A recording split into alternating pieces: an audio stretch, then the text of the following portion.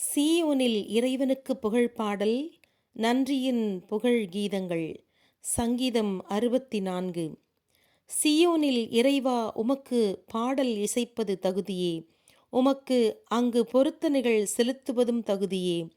மன்றாட்டுகளுக்கு செவிசாய்ப்பவரே, பாவங்களின் நிமித்தம் மனிதன் ஒவ்வொருவனும் உம்மிடம் வந்தாக வேண்டும்.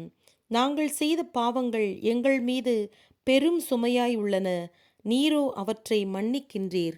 நீர் தேர்ந்தெடுத்து ஏற்றுக்கொள்ளும் மனிதன் பேறு பெற்றவன். ஆலய முற்றங்களில் அவன் உறைந்திடுவான். உமது இல்லத்தில் கிடைக்கும் நன்மைகளால் நாங்கள் நிறைவு பெறுவோமாக. உமது ஆலயத்தின் புனிதம் எமக்கு நிறைவளிப்பதாக. எம் மீட்பராகிய இறைவா, வியத்தகு அருங்குறிகளால் உமது நீதி நேர்மையை காட்டி எம் மன்றாட்டுக்கு செவிசாய்க்கிறீர். உலகின் கடை எல்லைகளில் வாழும் மாந்தர் அனைவருக்கும் நீரே நம்பிக்கை. தொலைவிலுள்ள தீவுகளில் உள்ளவர்களுக்கும் நீரே நம்பிக்கை. உமது வல்லமையால் மலைகளுக்கு உறுதியளிக்கின்றீர். வல்லமையை இடைக்கச்சையாக கொண்டுள்ளீர். கடலின் இரைச்சலை அடக்குகின்றீர். அலைகளின் இரைச்சலையும் நாடுகளின் கொந்தளிப்பையும் அடக்குகின்றீர். உலகின் கடை எல்லைகளில் வாழும் மக்கள் அனைவரும் அருங்குறிகளை கண்டு அஞ்சுவார்கள். கீழ்த்திசை முதல் மேற்றிசை வரையில் அனைவருக்கும் மகிழ்ச்சியூட்டுகிறீர். மண்ணுலகை தேடி வந்தீர். அதற்கு நிறைய மழையை கொடுத்தீர்.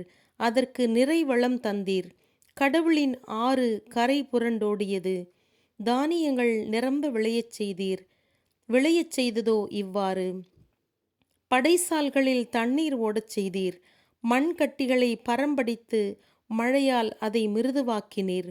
முளைத்து வரும் விதையை ஆசீர்வதித்தீர். ஆண்டு முழுவதையும் உமது கருணையால் நிரப்பினீர். நீர் செல்லும் இடத்தில் செழுமை சிந்துகிறது. பாலை வெளியின் மேய்ச்சல் நிலம் கொழுமை கொண்டு விளங்குகிறது. குன்றுகளை சூழ்ந்து அக்களிப்பு காணப்படுகிறது. மேய்ச்சல்களில் ஆடு மாடுகள் நிரம்பி இருக்கின்றன.